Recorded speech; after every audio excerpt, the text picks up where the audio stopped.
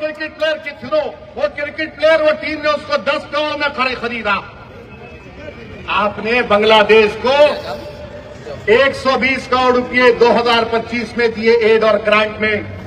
1160 megawatt power Bangladesh को भारत से जा रहा है और 10 साल में मोदी की हुकूमत ने एलओसी दिया $8 बिलियन का, $8 बिलियन का।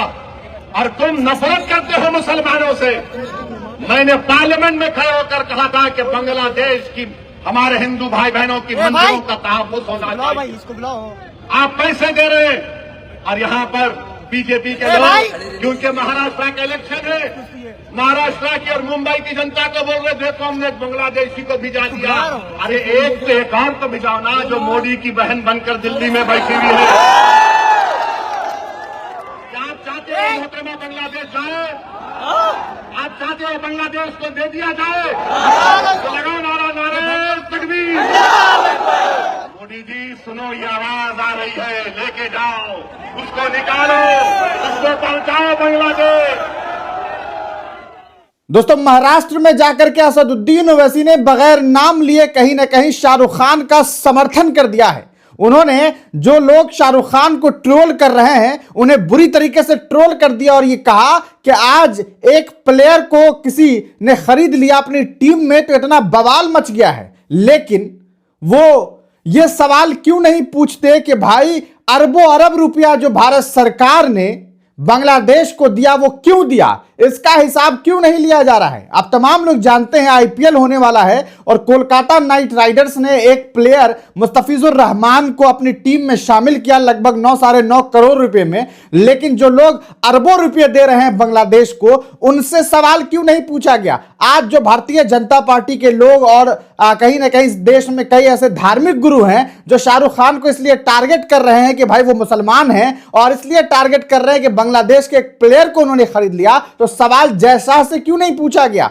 सवाल जो है वो भारत सरकार से क्यों नहीं पूछा गया? ये असदुद्दीन ओवैसी वही है जिन्होंने सदन में ये कहा था कि बांग्लादेश में हिंदुओं की सुरक्षा के लिए सरकार क्या कर रही है, लेकिन उस वक्त जवाब सही तरीके से नहीं दिया गया। और आज जब हालात ऐसे हो रहे हैं तो शाहरुख खान को ब्लेम किया जा रहा है। लेकिन सवाल यह है कि अगर मुस्तफिजुर रहमान से इतनी परेशानी है तो शेख हसीना कौन है जिन्हें हिंदुस्तान में रखा गया हुआ है? देश के प्रधानमंत्री आखिरकार उस शेख हसीना को, हसीना शेख को क्यों नहीं हिंदुस्तान से वापस बांग्लादेश भेज रहे हैं? यह कैसी मोहब्बत है कि एक हसीना को घर पे रखे हुए हैं और दूसरे नौजवान प्लेयर को घर से निकाल रहे हैं? आखिरकार इसके पीछे की क्या वजह है? आखिर ऐसी कहा सकता है ये क्या डिप्लोमेसी है कि आप शेख हसीना को रख सकते हैं लेकिन मुस्तफिजुर रहमान को नहीं रख सकते? क्या मुस्तफिजुर रहमान ने उस मामलात पर जो एक अल्पसंख्यक हिंदू को मारा गया, क्या उन्होंने इसका समर्थन किया? नहीं किया।